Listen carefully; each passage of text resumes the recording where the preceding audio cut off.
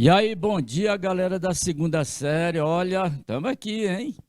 Coisa boa, segundona desta quinta-feira. Que bom, né? 11 de agosto. Segunda série, olha, nós temos um assunto muito assim, muito Enem. E para a vida, os grandes escritores, dois rivais, né? Um do lado do Atlântico aqui, né, sul, isto é, América do Sul, e outro, do outro lado do Atlântico, na Europa, Portugal e Brasil. O realismo, né? De Machado de Assis e essa de Queiroz. Olha, são dois grandes escritores da língua portuguesa. Puxar aqui as ferramentas de trabalho que é para a gente. Opa, tá aqui. Vamos começar pelo essa de Queiroz. Sobrenome Queiroz se espalhou pelo mundo, claro, né? Aqui no Brasil se concentrou no Ceará, historicamente, aí foi se espalhando pelo Brasil todo, assim como todos os sobrenomes. O Essa de Queiroz é de 1845, um pouco mais novo do que o Machado. Machado é de 39. E foi a óbito antes do Machado de Assis, né? 1900. E em 2000 foram feitas grandes homenagens do centenário de morte. Olha aí, 1900. Bom, o Essa de Queiroz, além de escritor, gente, ele foi um diplomata, né? Fez muitas viagens, foi jornalista também. Ele fez a cobertura da inauguração do Canal de Suez. Que coisa, né? Esteve envolvido em grandes momentos, né? Participou das conferências do Cassino Lisbonense em 1871. O que é isso? Bom, é que para o realismo se instaurar em Portugal, essa nova mentalidade artística, literária, né? Alguns acontecimentos, né? Uma briga intelectual entre a Universidade de Coimbra e a Universidade de Lisboa. Esse evento ficou conhecido como, né, uma atitude de choques entre o romantismo e o realismo, né? E isso, então, deu início a uma nova mentalidade, que foi lenta, até a Semana de Arte Moderna, melhor dizendo, até 1915, quando definitivamente entra o modernismo em Portugal, né? Ele não participou assim direto, ele participou do pós, né, evento da questão Coimbra, ou Coimbran, né? Ele foi depois, quando ele chegou na Universidade de Coimbra, a coisa já estava acontecendo. E ele então foi acompanhando.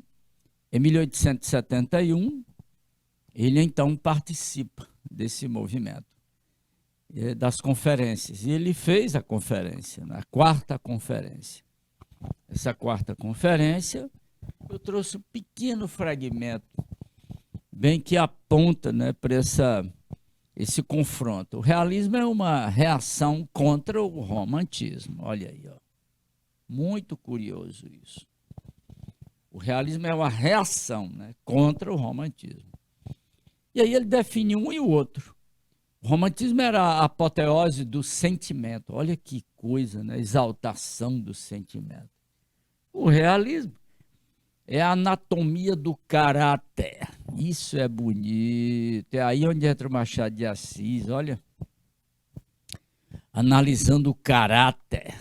E ele também, claro, essa de Queiroz, né? Os dois tinham comunicação constante, mas rivais. Olha que delícia, né? É a crítica do homem, o realismo, hein? Está aqui. Ora, o romantismo já estava superado, mas muita gente, muitos autores continuaram românticos, né? É a arte que nos pinta a nossos próprios olhos, para nos conhecermos, para que saibamos se somos verdadeiros ou falsos, para condenarmos o que houve de mal na sociedade. Está aí. o romantismo e o realismo. Esse fragmento da quarta conferência, intitulada Realismo como Nova Expressão da Arte. Gente, isso foi demais. Você vê que o realismo, ele é um pouco antes, 10 anos antes, 15 anos antes, que a coisa foi se programando para mudar essa mentalidade. No Brasil, em 1881, quando Machado de Assis publica Memórias Póstumas de Brás Cubas, né? Quase próximos, né? Já esteve mais longe no passado. Mas quando os dois continentes se aproximam pela comunicação, né, pela ciência, essa diferença vai diminuindo. Então o Eça de Queiroz, ele é um escritor que ele mistura realismo e naturalismo. Machado de Assis não. Machado de Assis é um realista. É diferente. Já o Eça não. Ele, de certa forma, ele vai misturando isso, mostrando a influência do meio e das pessoas, né? O que é que os dois têm em comum? O segundo item aqui, a análise social e psicológica profunda dos dois, né? O que é que os dois têm mais em comum? A linguagem clássica e muita ironia. A ironia do Eça é mais direta, mais terrível, né? A do Machado é mais sutil, né? Então, até porque em Portugal, que é Europa, evidentemente, o restante da Europa estava bem à frente e Portugal, como sempre, um pouco atrasado, né? E os dois criticam duramente a burguesia, comportamento burguês com o dinheiro, né? E o clero. O Eça é mais aberto em relação ao clero. É tanto que tem o romance dele, A Relíquia, que a gente bola, né? Que é uma peripécia terrível que ele faz. No Eça tem uma coisa que no Machado não tem. No Eça a mentalidade é reformista. Reformar a arte portuguesa, né? No Machado não tem essa preocupação, né? Mas os dois estão sempre se cruzando.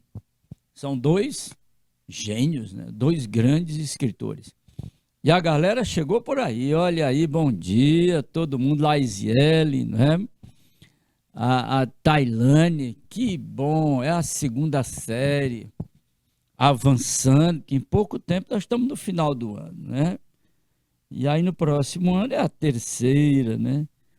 Já vamos enfrentar aí o Enem e outros concursos. Tá bom, segundona? Que beleza. Nós estamos aqui com dois convidados muito especiais, né?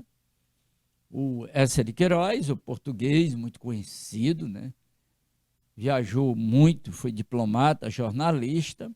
Ele teve uma experiência um pouco mais avançada do que o Machado de Assis, né? E cursou a universidade. Machado não teve essa oportunidade de cursar a universidade, né? Tinha miopia, uma série de problemas. O Machado ele foi assim, o autodidata genial, né? E os dois se cruzam como grandes escritores do Ocidente. Muito bom. Valeu aí, segundão. Pois vamos em frente, hein? Olha aqui, olha o Eça. Do Eça de Queiroz, eu tenho uma obra completa dele, né? Agora em 2000, né, foi feito um grande trabalho na televisão, no cinema, para Os Maias, que é a grande obra dele, né? As obras mais populares são O Crime do Padre Amaro, que é muito conhecido, e O Primo Basílio, né? Esse Amaro é uma crítica terrível ao clero, né? Por conta da falta de vocação e o oportunismo, né, de religiosos com a instituição da igreja. O recado é muito claro, né? A primeira fase do Eça não chamou tanto a atenção, mas a segunda sim, que é esta aqui, entre 1875 e 1888, onde ele faz duras críticas, né? O campo socioeconômico, né, psicológico, né, muito forte, isso aqui. Mais forte do que no Machado de Assis. Repito, no Machado de Assis, esse campo, focando a questão social, é mais leve, né? Mais sutil. E no campo psicológico, os dois são muito bons, são excelentes. A ironia e o sarcasmo nos dois, constantes. No Essa, mais aberto. No Machado, mais escondido, né? E aí eu mostro para vocês um pouco desse grande momento da literatura em língua portuguesa. A Relíquia é uma obra muito curiosa, né? Muito interessante, muito bonita. Olha aí mais gente, a turma do Segundão tá de pé, hein? A Keilane aí, vamos lá, todo mundo, né? O Essa não escreveu praticamente textos, esse gênero textual, os contos, né? Mínimo, né? São 16 contos, bons, evidentemente, né? Mas o Machado de Assis, nesse sentido aí, é o campeão. São mais de 200, né? São 2 grandes volumes só de contos, no Machado. No Essa, não. O Essa é o mínimo, né? Mas muito curioso. Singularidade de uma rapariga loira, o José Matias, eu destaquei no Moinho, Civilização e por aí vai. Está aí o Machado, perdão, está aí o Essa de Queiroz. E o Machado está vindo, está chegando, hein? É muito bom estudar esses 2 gigantes, apresentar para vocês, né, a visão de mundo do Essa de Queiroz em Portugal, né, e viajou por vários países da Europa, esteve nos Estados Unidos, então ele teve uma visão muito ampla, né, do mundo nesse período de grandes mudanças, que é a segunda metade do século XIX, né? Foi diplomata na Inglaterra, foi diplomata na França, e foi na França que ele faleceu, né? Ele teve problemas sérios, né? Pelo que se entende, pelas biografias, ele teve um câncer no estômago, né? Mas um belíssimo escritor, genial, né?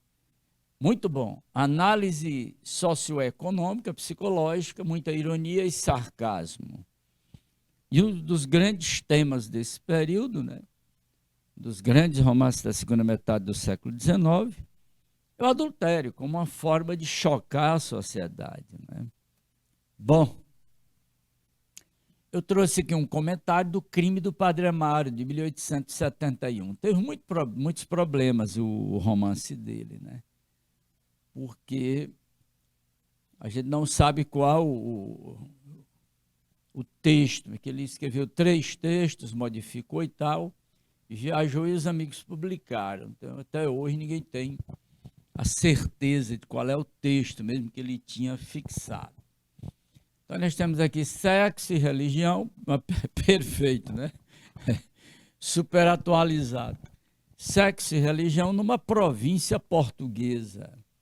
Isso é uma crítica que já vem de muito tempo, né?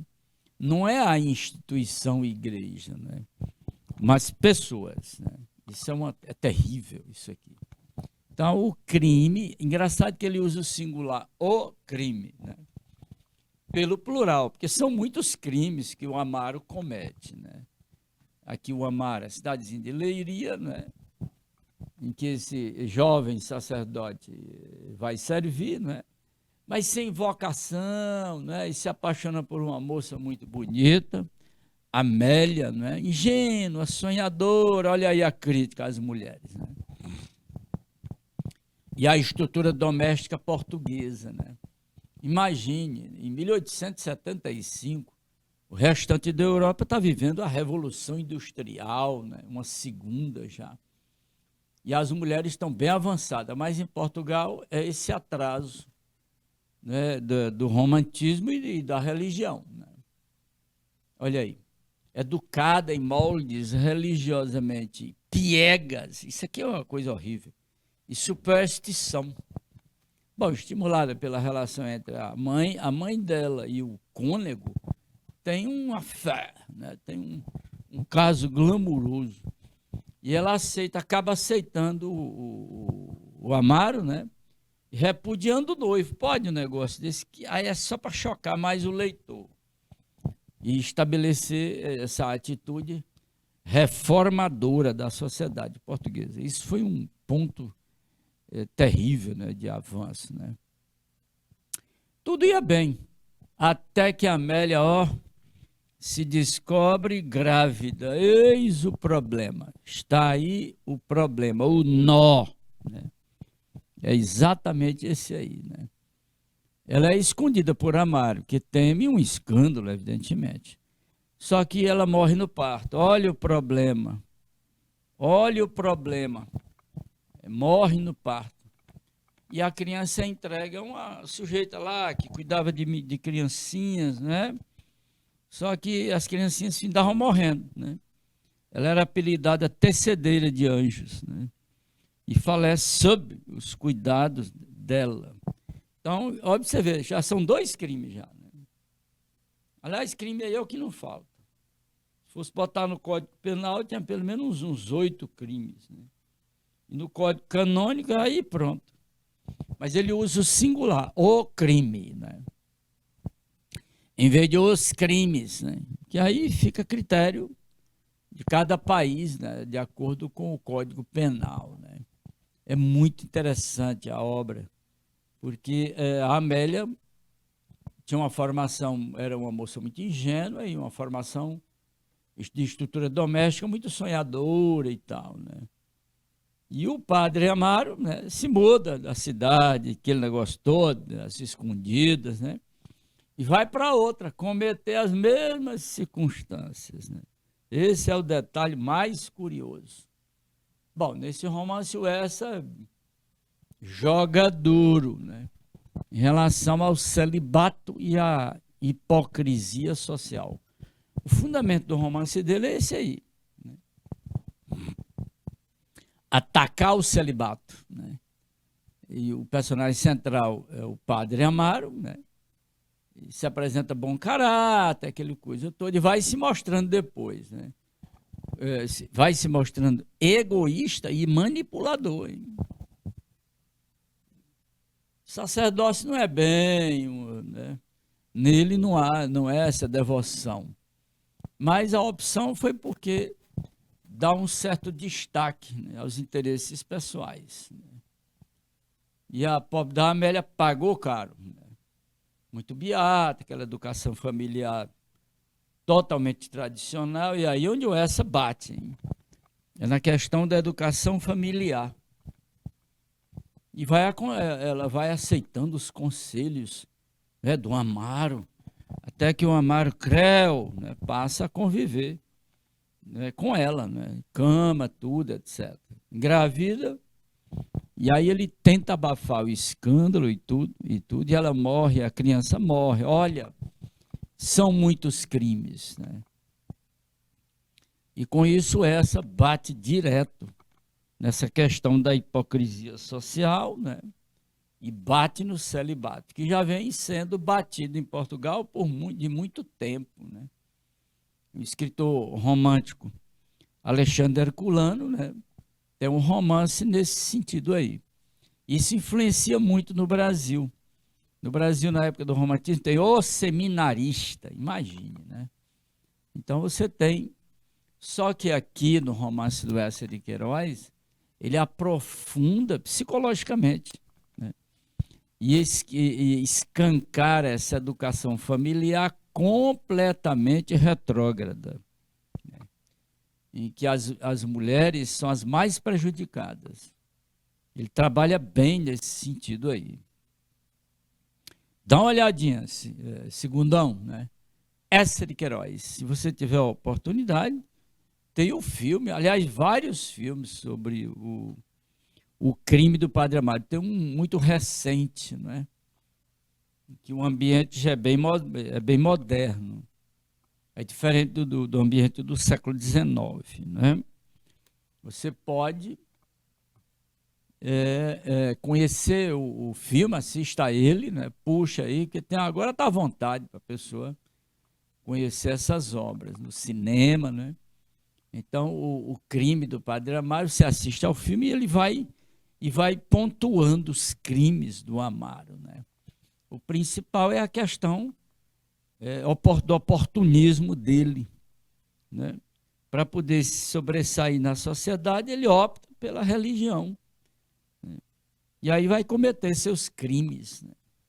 Porque o Ecer de Queiroz, ele coloca as mulheres como grandes vítimas, né? Por conta da educação familiar, que é o que ele quer bater. A obra dele tem essa intenção reformista. Não perca esse detalhe aí, né? Já o Machado de Assis não tem essa intenção reformista. Ele vai expondo, vai documentando a sociedade de classe média do Rio de Janeiro, né? Em relação principalmente ao problema, né, a questão financeira, o dinheiro, né? O dinheiro é um dos grandes personagens do Machado de Assis, né? Já difere um pouquinho do Ecer de Queiroz, né? Bom demais, olha aí o outro grande livro dele. Você pode assistir também, foi seriado, né? Você pode assistir o Primo Basílio, de 1878, 3 anos depois do crime do Padre Amaro. É uma história de sedução e hipocrisia. Tanto essa quanto o Machado, eles atacam duramente essa questão da hipocrisia, né? Muito brabo mesmo, muito sério, né? O romance O Primo Basílio ilustra bem essa crítica do Ecer, né, em relação à sociedade lisboeta, né? E aí entra um dos temas, né, mais terríveis do século XIX para quebrar essa hipocrisia, que é o adultério, né? E aqui o foco principal é a Luísa, né? Aí vem as mulheres, hein? Cuidado. A Luísa, bela, ociosa, sonhadora, olha aí, ó. A questão da formação familiar, né? Educação familiar, né? Que não educava as filhas, né, para encarar a realidade, né? E aí ficava à mercê, porque ociosa, né, sonhadora e tal. Um dia aparece o primo, o Basílio, com quem no passado ela tivera um pé de namoro com ele. Mas aí o Jorge, que é o marido da Luísa, né, é engenheiro e tem que viajar, trabalha fora, né? Aí o autor vai pontuando bem direitinho, né? Luísa e Jorge é o casal, normal. Mas entra o sem vergonha do Basílio, que é para compor, né? É o triângulo amoroso. E então, o que vai acontecer, né? O escritor manipula bem direitinho para expor, né, para o leitor uma sociedade atrasada, né? Em que as mulheres são grandes vítimas, as jovens, né? Por conta da educação familiar, né? E aí cria-se o triângulo amoroso e todos saem perdendo na história. Mas o Basílio, como não tem nenhum compromisso, né, é o hipócrita da história, né? A Luísa é vítima, né? O Jorge não tem tanta conclusão em torno dessa situação dele. Ele é o marido, trabalha, né? Mas a Luísa, coitada, é a grande vítima da estrutura social lisboeta, porque tudo se passa em Lisboa, evidentemente. E vem um componente curioso dentro da casa da Luísa, que é a empregada. A empregada exerce um papel muito interessante nesse processo, que é o interesse, o oportunismo, né? A chantagem, né? Ela viu as cartas e pegou as cartas e passou a fazer chantagem, né? Ou seja, não tinha como...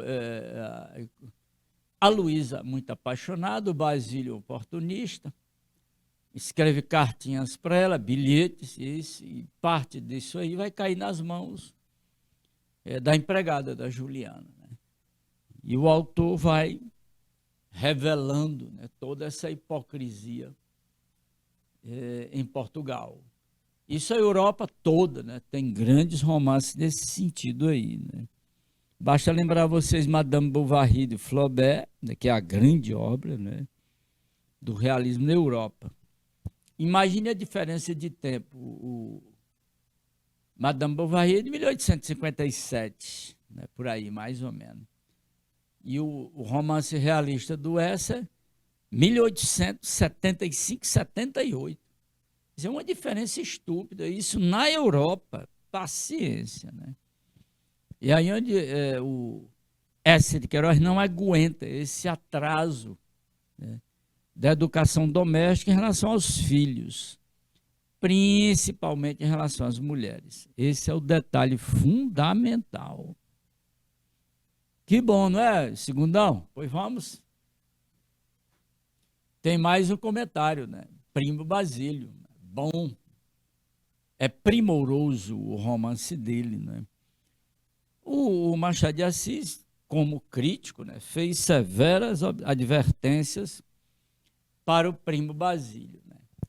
E chamou a atenção para a personagem Juliana. Está aqui, né?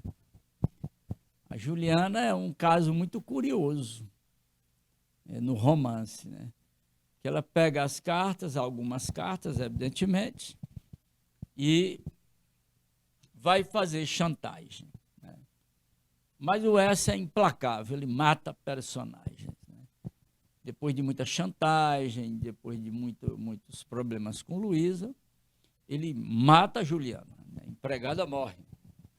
Mas aí a Luísa também tem que sair de cena. Né? Adoece gravemente. O Jorge, sabendo de tudo, depois perdoa a Luísa. Mas ela vai a óbito, né? O narrador mata a Luísa, né? Para chamar a atenção do leitor, né? Ele mata a empregada, porque é uma chantagista, né? Oportunista, implacável, né? Mata a Luísa pela ingenuidade e ociosidade, né? E o Basílio é o vilão, né? Que lamenta e tal, mas morreu, puxa vida. Era um passatempo tão bom, né? E aí é exatamente o que ele quer fazer. Chocar o leitor. Né? E deixa o Basílio impune. Né? O lado muito interessante esse aí. Ele deixa o Basílio impune. Né? E mata as duas personagens femininas. Né? Eu estou reforçando para a personagem que é feminina também, né? E reforçando nesse sentido. Porque hoje se usa normalmente o personagem para o masculino, a personagem para o feminino. Mas no latim não existe o masculino, é só o feminino. Tanto para ele quanto para ela. Mas quase não se usa mais isso aí, né? Muito bom. Tá legal aí? Olha, eu gosto muito desse romance, ele é muito interessante. Isso já foi parar no cinema, como eu disse para vocês, né?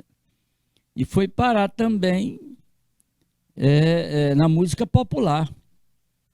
Ué, mas como na música popular? Fragmentos, né, do Primo Basílio, vamos encontrar isso, né, em muitos locais, né, na música. Né? Tem um bilhete lindíssimo que o Basílio manda para a Luísa, quando lê este bilhete, ela fica super apaixonada, super valorizada, mas tudo hipocrisia desse sem vergonha do Basílio, né? E ela não percebe, é apaixonada, né? A primeira vítima de paixão é a razão, né? E então tem um disco da Marisa Monte que o Arnaldo Antunes, uma voz muito forte, né? Inconfundível e reconhecível, ele lê no disco, no meio da composição, né? Esse bilhete que o Basílio manda para a Luísa, né? O Segundão pode depois verificar isso aí na música, né? Vamos ver se tem aqui esse bilhete. Está aqui o bilhete, finalzinho do capítulo 6, né? Está aí o bilhete. Muita gente não sabe isso, né? aqui o Arnaldo Antunes, né? Na voz da Marisa Monte, ó, Marisa Monte, Arnaldo Antunes, tem, né? Tanto que ele deixa dizer que te amo, deixa eu pensar em você, isso me acalma, me acolhe a alma, isso me ajuda a viver, né? E aí entra o Arnaldo Antunes declamando o bilhete. Né? É um texto lindíssimo, mas não se engane, nas entrelinhas vai uma crítica terrível ao romantismo, ao comportamento romântico das mulheres, numa época que não tinha mais sentido. Né? E tudo isso para criticar a educação familiar em Portugal. Né? Vamos ler o bilhete? Vamos lá. E Luísa tinha suspirado, tinha beijado o papel devotamente. Era a primeira vez que lhe escreviam aquelas sentimentalidades e o seu orgulho dilatava-se ao calor amoroso que saía delas, como um corpo ressequido que se estira num banho tépido. Sentia um acréscimo de estima por si mesma e parecia-lhe que entrava, enfim, numa existência superiormente interessante, onde cada hora tinha o seu encanto diferente, cada passo conduzia a um êxtase e a alma se cobria de um luxo radioso de sensações. Que coisa, né? Só essa mesmo, com esse texto. E o romance inteiro é nesse nível aí, né? Uma linguagem clássica, né? O grande escritor português nos dá um painel completo, né? Desse comportamento doméstico, educação familiar, né? Que a vítima, repito, a juventude feminina. Né? E a Luísa era uma pessoa totalmente despreparada e fora do tempo. Né? Pagou caro. Né? Pois está aí, se vocês tiverem um momentinho, né, depois da aula, né, puxa aí o disco da Marisa Monte, né, o Amor I Love You, né, e você vai encontrar a voz do Arnaldo Antunes, muito bom. E não esqueça, o texto é do Essa de Queiroz. Né? Poucas pessoas sabem isso. Né?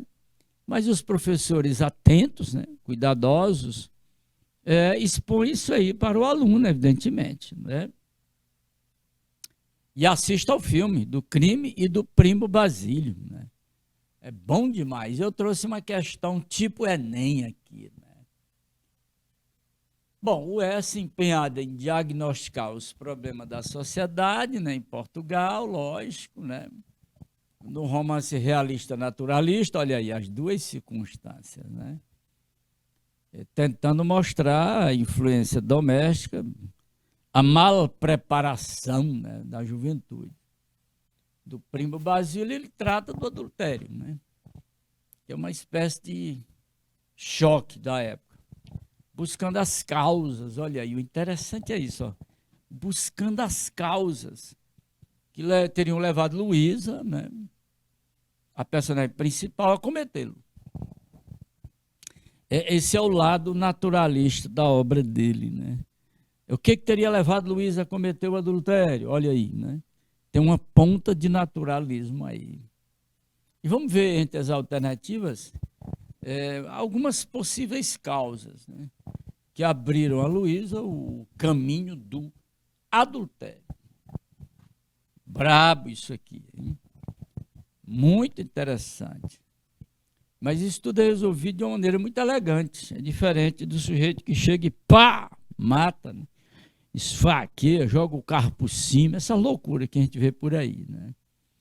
Como o nível é um nível mais elevado, aí as coisas são resolvidas geralmente de maneira mais elegante. Né? Então você tem essa resposta dessa questão, as causas, né? Você tem bem aí na letra B, fica muito claro, né? Essa questão do doentiamente apaixonado, e pode confundir, pode, mas não tem essa coisa de doentio apaixonado, né? insatisfeito com o marido. Não, o marido era um engenheiro, tinha excelentes condições financeiras, boa casa, tudo, né? Bom, a letra B, ela se encaixa melhor, né? Mas depende da maneira como o aluno se comporta, né? Olha a letra B. Frívola, né? E em disponibilidade, não trabalha, ociosidade, etc., né? Ela fica à mercê, né, das circunstâncias em que o Basílio, né, muito sem vergonha e oportunista, hipócrita, pega a Luísa. E pegou, hein? Mas o narrador é implacável. Mata a Luísa, mata a Juliana, deixa o Basílio impune, né? E o Jorge mais adequado, né, socialmente para o problema, né? Muito bom, tá? E quem chegou agora? Ó, Machado de Assis, chegou agora. 1839, né? Um pouco mais velho que o Essa e viveu mais do que o Essa, 1908, né? Machado viveu bem, né? Apesar dos problemas também de doença, miopia, uma série de problemas que ele tinha. Isso aqui é um bico de pena muito bem feito, né? Ele não era um sujeito belo, mas muito simpático, né? Um mulato, né? E isso chamava atenção, né? Essa miopia dele, olha aí o piscinê dele, né? Daí o Machado. A barba rala, um pouco fechada, porque ele tinha um problema na base da língua, né? Tinha uma úlcera, tipo câncer, né? Não é fácil. E aqui um texto do Carlos Drummond de Andrade para o Machado de Assis. Imagine, de um gênio para outro gênio, de um poeta para um ficcionista, olha aí, a um bruxo com amor.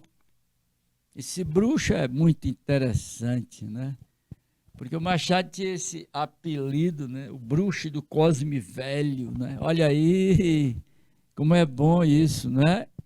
A casa dele era ali no Cosme Velho, no Rio de Janeiro, e que atualmente é centro, praticamente, né? E ele diz, em certa casa da rua Cosme Velho, que se abre no vazio, venho visitar-te e me recebes na sala trastejada com simplicidade, onde pensamentos idos e vividos. Isso aqui é um verso lindíssimo do Machado, né?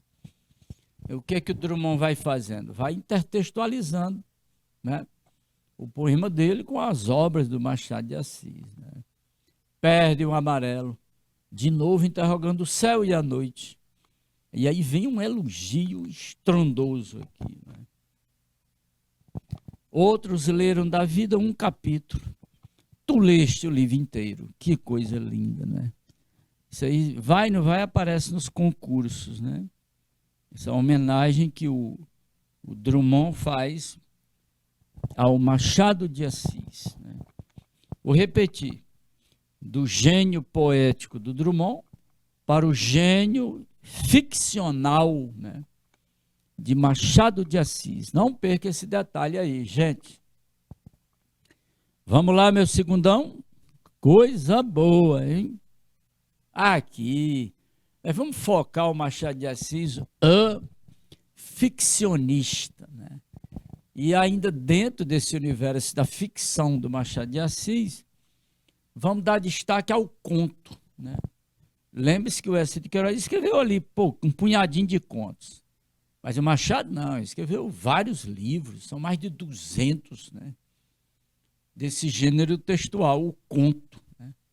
E aqui o perfil, né, da obra dele, né, de conteúdo, da linguagem, né? Ele mostra, trabalha muito bem, né, essa coisa do humano que se esconde por fora e revela-se por dentro. Ou seja, a aparência versus a dissimulação. Nisso ele se aproxima muito do Essa, né? Muito mesmo, né? É profundo o escritor. Os dois são muito próximos, né? Introspectivos e universais, os dois. E vai documentando tudo, os dois, né?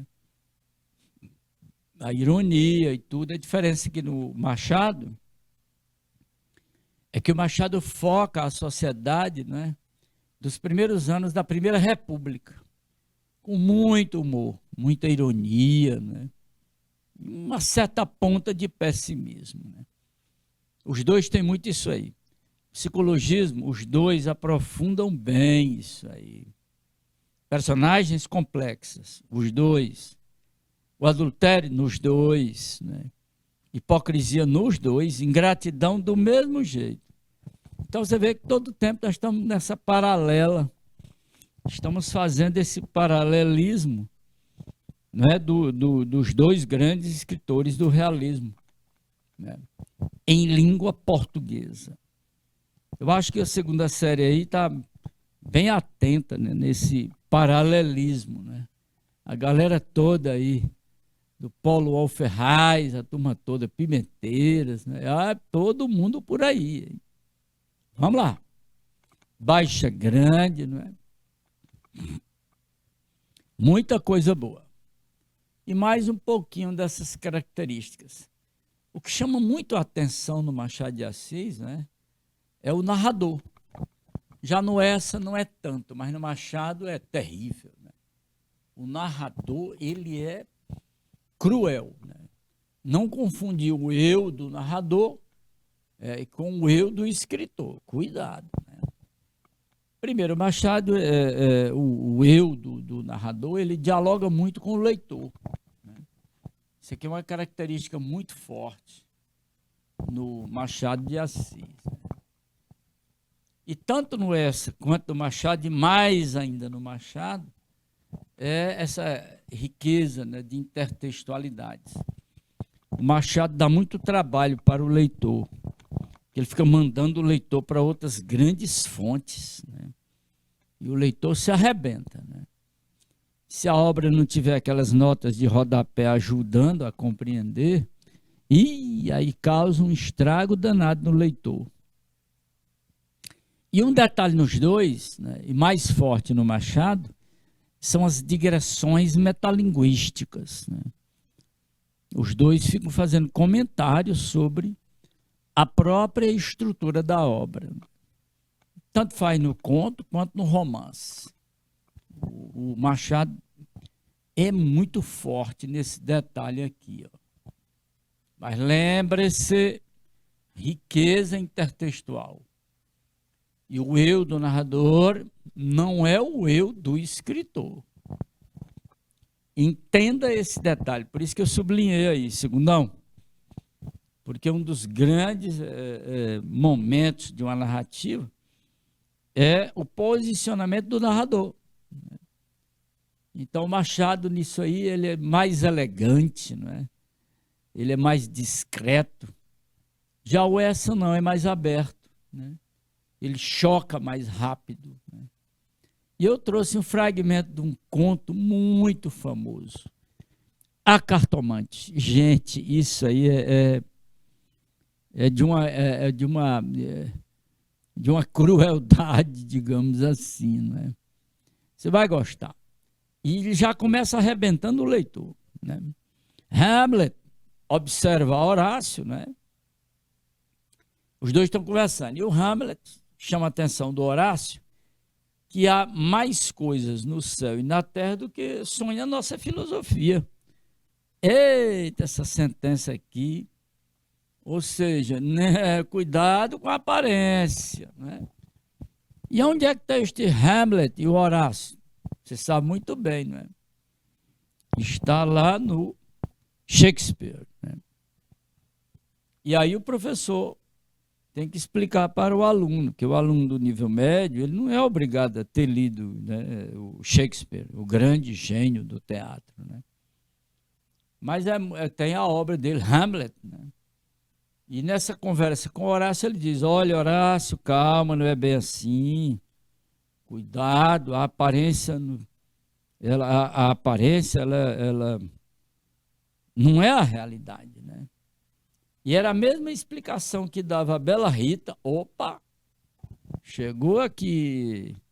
Olha a galera feminina. A Bela Rita.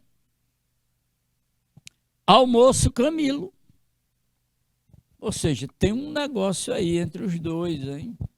Só que a Rita é casada com outro, né? Vai já chegar aqui no triângulo amoroso. Isso na sexta-feira, novembro de 1869. Ele dá esse tempo, Machado, né? Porque ela foi consultar uma cartomante. Mas por que ela foi consultar? Porque ela tem um caso amoroso, né, com o Camilo, né? E o marido? Bom, isso é o que nós vamos ver agora, né? Aí, o Camilo quis sinceramente fugir, mas já não pôde. Rita, como uma serpente, opa! Olha aqui onde o Machado leva o leitor. Para onde ele leva, hein? Para o mito de Adão e Eva, né? A serpente lá, ó, creu, foi acercando dele, envolvendo, né? Enroscou-se nele, né? E pingou aquele veneno bem na boca do Camilo. Aí o Camilão tá ferrado. Eita! E o marido? Bom, o marido, né? Coitado. Será que é o último a saber o que é que ele vai fazer? O marido é o Vilela, né? O Camilo, né? E a Rita formam triângulo amoroso. Mas e o Vilela, o que é que vai fazer? Ah, tá brincando, né? Vamos ver. E o coitado do Camilo, né? Ficou meio atordoado e tal, mas foi subjugado pela serpente, ou seja, a Rita. Vexame, susto, remorso, desejo, tudo sentiu de mistura. Mas a batalha foi curta e a vitória delirante. Adeus escrúpulos, né? Não tardou que o sapato se acomodasse ao pé.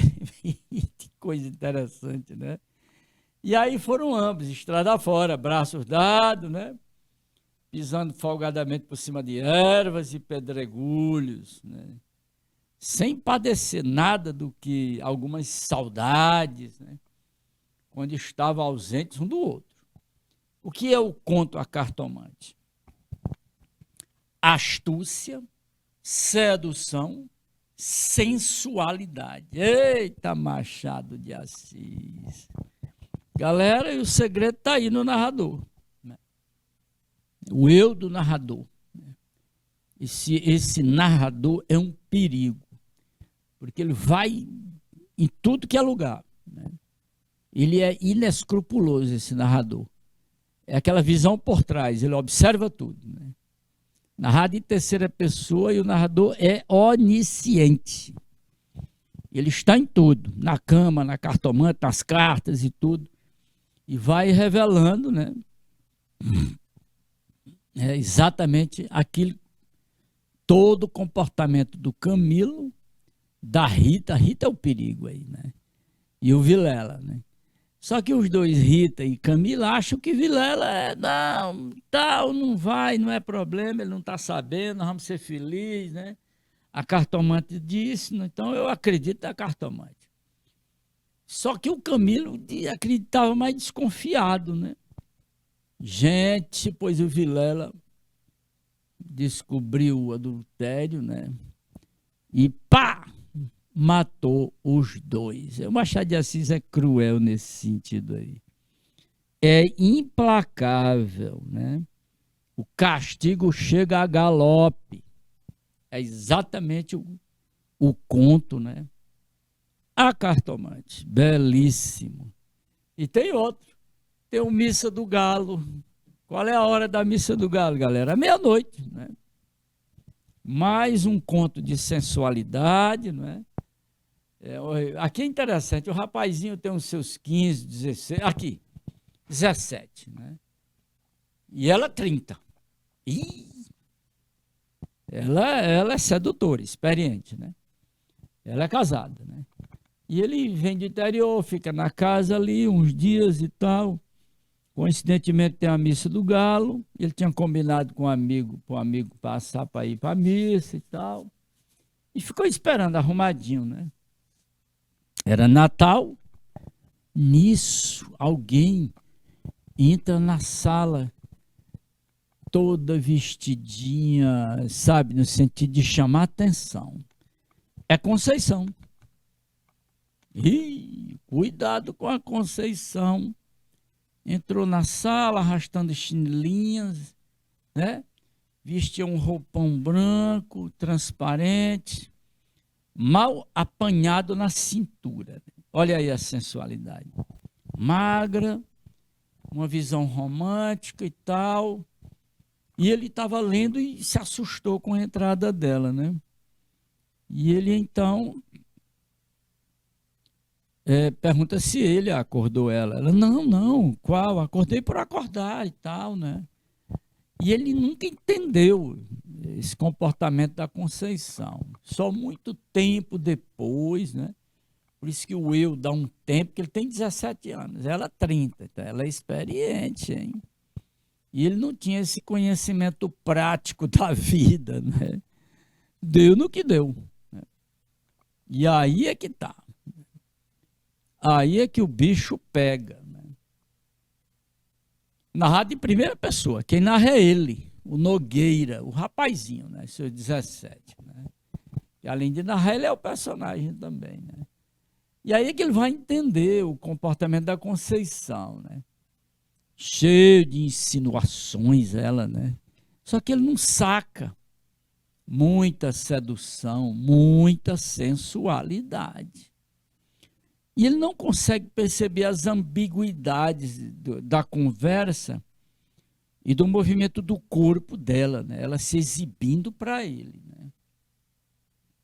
Jogando com a vertente apolínea e a vertente dionisíaca, né?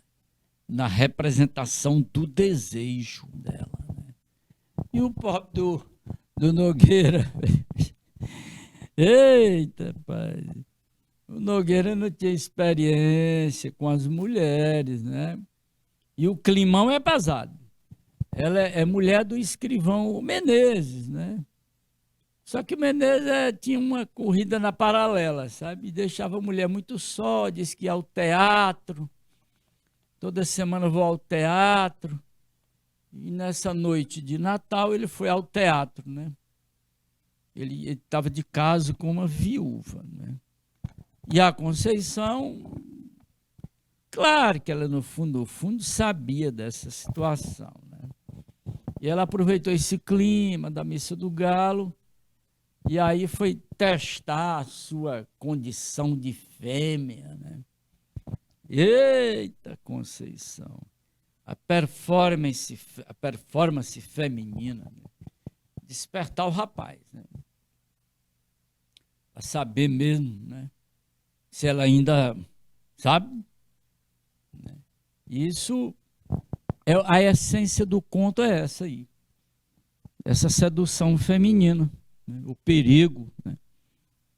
Em que ela vai envolvendo o Nogueira, né? Só que ele tem 17 anos, ele não tem essa experiência toda, né? Nesse campo aí. E é tanto que quando está atingindo o auge dessa ambiguidade, dessa sensualidade, o amigo chega na porta e tal, bora Nogueira, aí estragou o negócio, olha. E ele vai narrar muito tempo depois esse acontecimento, né? O Nogueira, né? Se você tiver a oportunidade de ler esse conto, é um conto belíssimo, né? Cheio de insinuações, né? De sedução, né? De sensualidade, a roupinha, aquela coisa toda, né? E a linguagem rica de ambiguidades, né? E ela, a roupinha, o corpo dela, né? O modelito da roupa é exibição, né? Muito interessante isso aí, muito bonito. É o velho Machado de Assis, todos os contos dele, né? É nessa linha, né? De bela construção desse gênero textual, né? O conto. Então, segundão, nós fizemos esse paralelismo, né? Entre esses dois grandes escritores do realismo, né? Cada um do seu lado do Atlântico, né? Grandes mestres, né? Ok, segundão? Pois um abraço, tudo de bom e até a próxima aula.